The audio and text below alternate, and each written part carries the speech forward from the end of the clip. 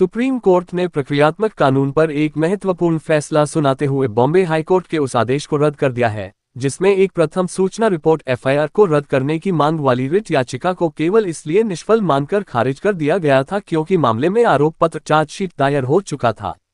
न्यायमूर्ति दीपांकर दत्ता और न्यायमूर्ति प्रशांत कुमार मिश्रा की पीठ ने कहा कि हाईकोर्ट ने भारतीय नागरिक सुरक्षा संहिता 2023 बीएनएनएस की धारा 528 के तहत अपने अधिकार क्षेत्र पर विचार करने में विफल रहा, जिसे संविधान के अनुच्छेद 226 के साथ लागू किया गया था।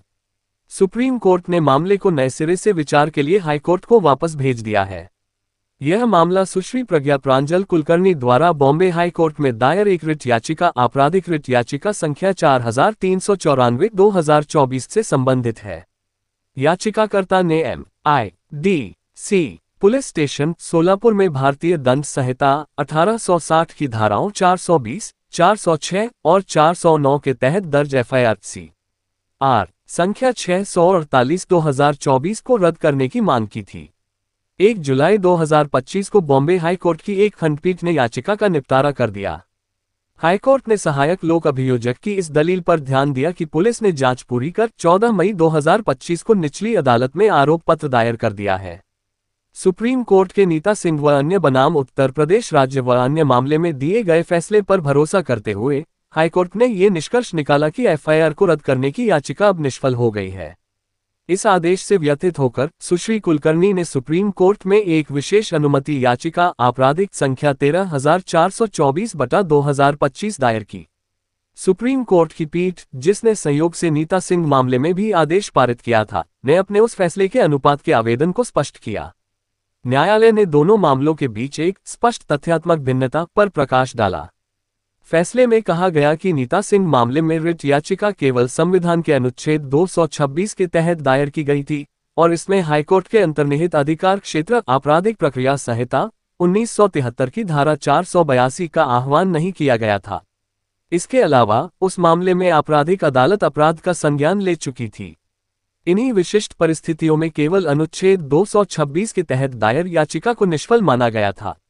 इसके विपरीत वर्तमान मामले में बॉम्बे हाईकोर्ट के समक्ष संविधान के अनुच्छेद 226 और बीएनएनएस की धारा 528 के तहत दोहरे अधिकार क्षेत्र का स्पष्ट रूप से आह्वान किया गया था।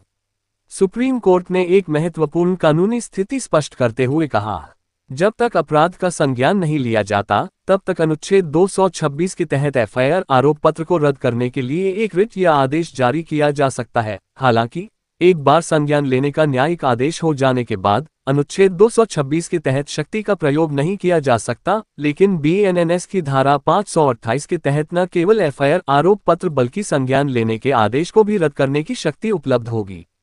पीठ ने पुष्टि की कि बॉम्बे हाईकोर्ट की खंडपीठ के पास याचिकाकर्ता की शिकायत की जांच करने का अधिकार क्षेत्र था, खासकर जब बीएनएनएस की धारा 528 के तहत उसकी शक्तियों का आह्वान किया गया था। अंतिम निर्णय अपने विश्लेषण का समापन करते हुए सुप्रीम कोर्ट ने पाया कि हाईकोर्ट ने मिसाल को लागू करने में गलती की थी। फैसले में कहा गया है, इसलिए हमारी सुविचारित राय में बॉम्बे हाईकोर्ट की खंडपीठ ने नीता सिंह सुप्रा को गलत पढ़ा, ऊपर बताए गए तथ्यात्मक अंतर को अनजाने में नजरअंदाज कर दिया और परिणामस्वरूप याचिकाकर्ता द्वारा रखी गई चुनौती को अस्वीकार करने के लिए उस फैसले के अनुपात को गलत तरीके से लागू किया, जिसके परिणामस्वरूप न्याय की विफलता हुई। सुप्रीम कोर्ट ने बॉम्बे हाईकोर्ट के आदेश को रद्द कर दिया और मामले को नए सिरे से विचार के लिए वापस भेज दिया। न्यायालय ने आदेश दिया कि सुश्री कुलकर्णी की रिट याचिका को कानून के अनुसार बॉम्बे हाईकोर्ट की रोस्टर बेंच द्वारा नए सिरे से विचार किए जाने के लिए पुनर्जीवित किया जाएगा। निम्बाहेड़ा विधायक श्री चंद्रजी कृपलानी के बाफना जैन तीर्थ पधारने पर नगर वासियों द्वारा भव्य स्वागत अभिनंदन किया गया। इस अवसर पर समाजसेवी पवन गुप्ता, नरेंद्र बाफना, अनिल बोहरा, सुनील लोड़ा, संजीव भटेवड़ा, निर्मल पोखरना, राजकुमार लुनावत, हनुमंत पीपाड़ा, सुनील पारीक, टीकम हेमनानी सहित अन्य नागरिक बंधु मौजूद रहे।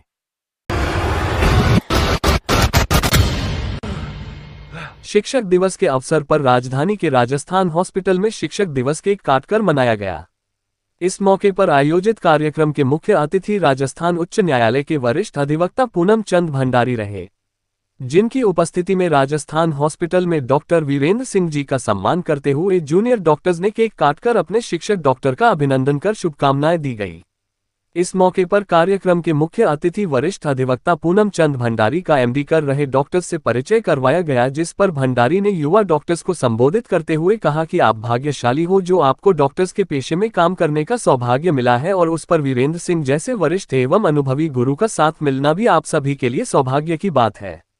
भंडारी ने कहा कि पूरी दुनिया में एकमात्र शिक्षक या गुरु ही ऐसा व्यक्ति होता है जो अपने शिक्षक की उन्नति से प्रसन्न होता है और वो चाहता है कि उसका शिष्य उससे बहुत आगे बढ़कर एक अच्छा मुकाम हासिल करे। उन्होंने सभी युवाओं को संबोधित करते हुए ये भी कहा कि डॉक्टर्स और एडवोकेट एक दूसरे के पूरक होते हैं, दोनों का काम नित नए प्रयोग करते हुए अपने क्षेत्र में कीर्तिमान स्थापित करना होता है तथा दोनों का काम जनता जनार्दन की सेवा करना होता है। ऐसे में दोनों एक दूसरे के पूरक हैं तथा दोनों को एक दूसरे का साथ व सहयोग देना चाहिए। वहीं इस मौके पर भंडारी ने राजस्थान हॉस्पिटल के चिकित्सकों व स्टाफ की तारीफ करते हुए बताया कि विगत दिनों उनकी पत्नी का सफल ऑपरेशन इसी हॉस्पिटल में करवाया गया था तथा उस दौरान डॉक्टर्स व नर्सिंग स्टाफ द्वारा जो अपनापन और व्यवहार किया गया वो अद्भुत था, और जब उनकी पत्नी को डिस्चार्ज किया गया तब स्टाफ का प्यार देखकर मैं अभिभूत हो गया।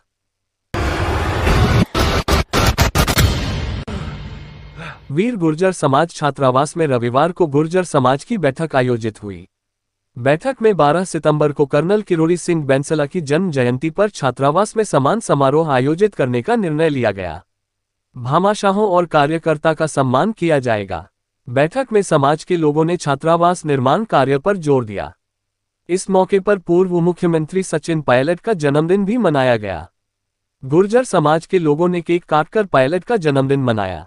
बैठक में छात्रावास कमेटी संरक्षक चेतन धाभाई, रामकुमार गुर्जर, छीतरमल, रामधन गुर्जर, मदन गुर्जर, पोखर गुर्जर, धनराज गुजराल, भैरूलाल गुर्जर सरसरी, श्रीराम गुर्जर, कालूराम, भोमाराम गुर्जर, पृथ्वीराज गुर्जर, महावीर गुर्जर, अम्बलाल गुर्जर, रामस्वरूप गुर्जर, कानाराम गुर्जर, खुशपाल गुर्जर, खुशीराम गुर्जर, रामरतन गुर्जर, जगदीश गुर्जर, मदन गोपाल गुर्जर, जालिम गुर्जर, ब्रिजेश गुर्जर, गोपाल गुर्जर, महावीर पोसवाल सहित कई समाज के लोग मौजूद रहे।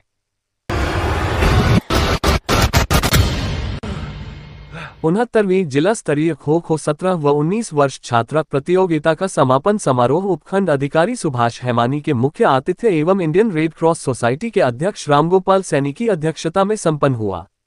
मुख्य अतिथि पद से बोलते हुए सुभाष हेमानी ने विजेता व उपविजेता टीमों को बधाई दी एवं भविष्य में भी राज्य व राष्ट्र स्तर पर नाम रोशन करने के लिए अग्रिम शुभकामनाएं दी। खेल के साथ स्वाध्ययन पर भी जोर देने का आग्रह किया।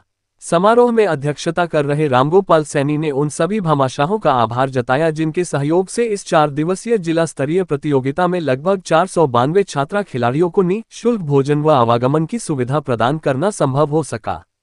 भविष्य में भी ऐसे कार्य में भामाशाहों के सहयोग की अपेक्षा की। सभी बच्चों एवं टीम प्रभारी की इस व्यवस्था में स्थानीय विद्यालय के वरिष्ठ अध्यापक कैलाश चंद जैन प्रेरक के रूप में रहे। प्रतियोगिता संयोजक एवं प्रधानाचार्य हेमंत पाठक ने बताया कि इस प्रतियोगिता में 19 आयु वर्ग में विजेता राजकीय उच्च माध्यमिक विद्यालय पृथ्वीराज खेड़ा व उपविजेता राजकीय उच्च माध्यमिक विद्यालय जोताया रही।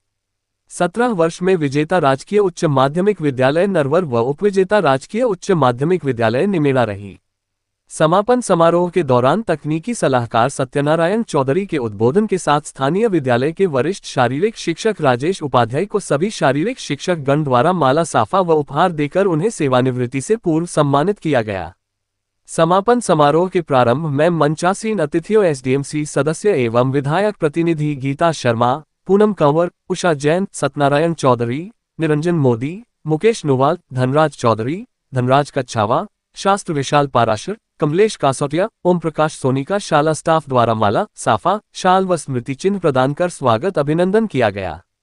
शाला स्टाफ के सहयोग से विजेता, उपविजेता, निर्णायक व अन्य कार्य में लगे सभी कार्मिकों को स्मृति चिन्ह प्रदान किए गए। साथ ही विजेता व उपविजेता टीमों को ट्रॉफियां दी गई। स्थानीय शाला की बालिकाओं द्वारा सांस्कृतिक नृत्य प्रस्तुत किए गए। अंत में प्रतियोगिता का ध्वजावतरण कर प्रतियोगिता समापन की घोषणा मुख्य अतिथि द्वारा की गई। राष्ट्रगान के साथ कार्यक्रम का समापन हुआ। इस अवसर पर कमलेश अहीर, सुरेश आचार्य, अरविंद अग्रवाल, द्वारका प्रसाद बैरवा, शाला स्टाफ से बिरदीचंद सैनी, आदित्य उदेवल, विजय लक्ष्मी मीणा, राजलक्ष्मी, रानी आर्य, संगीता शर्मा, दिव्या जीनवाल, अंतिम वाल, रेखा माहेश्वरी, अर्जित दाधीच, खेमराज माली, शशिकला, सीमा देवी सहित समस्त स्टाफ, टीम प्रभारी व विशेष जन उपस्थित रहे। कार्यक्रम का सफल संचालन व्याख्याता हरिनारायण बिदा द्वारा किया गया।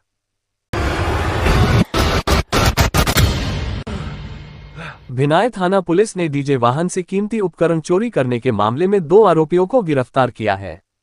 पुलिस ने आरोपियों से 15 लाख रुपए का सामान भी बरामद किया है। भिनाय थानाधिकारी ओम प्रकाश ने बताया कि पदांगा निवासी मनीष कुमार जोशी पुत्र लक्ष्मी नारायण जोशी ने 4 सितंबर 2025 को रिपोर्ट दर्ज कराई कि वह डीजे संचालित करने का कार्य करता है। गत 29 अगस्त को उसने अपना डीजे पिकअप वाहन अमरगढ़ रोड बांदनवाड़ा पर नर्सरी के पास खड़ा किया था। सुबह जब उक्त वाहन को वापस देखा तो उक्त वाहन वहां नहीं था। उसने चारों तरफ तलाश की, लेकिन डीजे वाहन का कहीं पता नहीं चला। काफी तलाश करने के बाद उक्त डीजे वाहन खेड़ी टोल के पास जंगल में मिल गया। रिपोर्ट के अनुसार पिकअप वाहन से 12 स्पीकर, 1 जनरेटर, 7 मशीनें और अन्य डीजे उपकरण गायब मिले। मामले की गंभीरता को देखते हुए पुलिस ने विशेष टीम का गठन किया तथा कड़ी निगरानी व संदिग्धों से पूछताछ शुरू की। टीम ने मुखबिर से मिली सूचना के आधार पर देवपुरा निवासी दीपक मेघवाल 25 पुत्र गिरधारी भांभी एवं शिवराज उर्फ सोनू मेघवंशी 20 पुत्र पप्पू मेघवंशी को हिरासत में ले लिया। प्रारंभिक पूछताछ में दोनों ने अपना जुर्म कबूल कर लिया। पुलिस ने आरोपियों से गहन पूछताछ की, जिसमें उन्होंने बताया कि उन्होंने चोरी के बाद सारा सामान खेड़ी टोल के पास जंगल में छिपा दिया था ताकि मौका मिलने पर उसे बेच सके। पुलिस ने आरोपियों की निशानदेही पर 15 लाख रुपए की कीमत के सभी चोरी हुए सामान 12 स्पीकर, 1 जनरेटर, 7 मशीनें व अन्य उपकरण को बरामद कर लिया। साथ ही इस वारदात में इस्तेमाल की गई मोटरसाइकिल व पिकअप को भी जब्त कर लिया गया है। प्रकरण में विस्तृत अनुसंधान जारी है। पुलिस महानिरीक्षक राजेंद्र सिंह व पुलिस अधीक्षक वंदित राणा के निर्देशन एवं अतिरिक्त पुलिस अधीक्षक शिवराज मल मीना व पुलिस उपाधीक्षक हर्षित शर्मा के निकटतम सुपरविजन में की गई इस सफल कार्रवाई में थानाधिकारी ओम प्रकाश, एएसआई गिरधारी सिंह, कांस्टेबल भागचंद, नवल सिंह, शंकरलाल व महेश एवं साइबर सेल अजमेर के कांस्टेबल अजीत ने प्रभावी भूमिका निभाई है।